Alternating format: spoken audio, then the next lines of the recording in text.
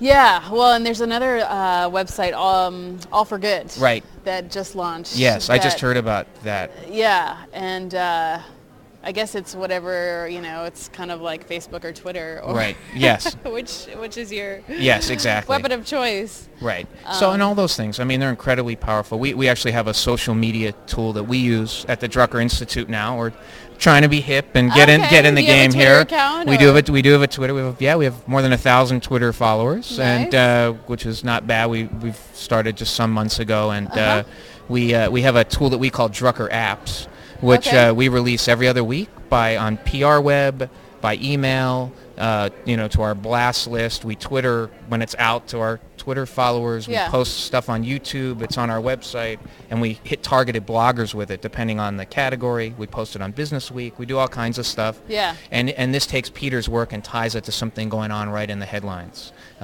So anyway, and it adds other interviews, audio and video interviews as well from other thinkers, both practitioners and scholars. So. And has this technology been welcomed in your realm of work, or is it, sometimes Right. generations that are not used to that, there's a certain resistance. I have a certain resistance to it myself. Well, I'm the Luddite in my office, so I'm not the one who knows how to do any of this stuff. But Okay. but I fortunately have a very capable staff that's excellent at it, and I obviously in running the organization. It doesn't take a genius to figure out that this is what's happening, and there's a train that's already far down the track, and you better get on it, or you're just going to be completely left behind. Yeah. And it is powerful. It's a great way. I mean, look, our message at the end of the day, our mission is to stimulate effective management, ethical leadership, and social responsibility. So the more people we can reach with this work, the better. And so, this is affording us the opportunity to literally, each time we release Drucker Apps, hit thousands of people we wouldn't normally, reach. And the trick, of course, is for us to scale it and figure out how do we take that to tens of thousands and ultimately more.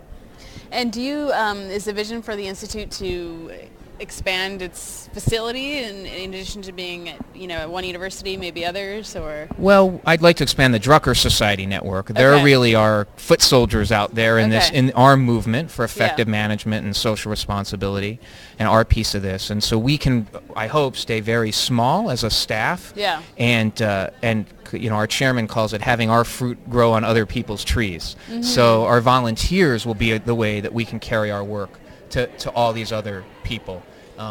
As for the Institute itself, I actually would like to do fewer things. I think one of Peter's great lessons organizationally was the need for focus.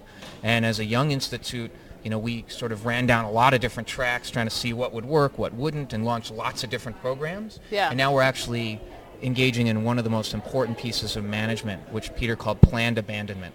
What are you going to get rid of? What are you going to stop doing? Yeah. And so we're actually stopping doing certain things so that we can focus on a couple of core things. Wonderful. Well, Rick, we really appreciate your time. My pleasure. And your Thank input. you. You've made a lot of really compelling points that Thanks. we appreciate. So Great. very nice meeting you. Nice to meet you, Thanks too. for Good being luck. here. Sure. Thank Take you. care. Again, we're here at the National Conference on Volunteering and Service. We're going to toss now to an interview with the Shinyoan Foundation by our rover, Ryan Billings.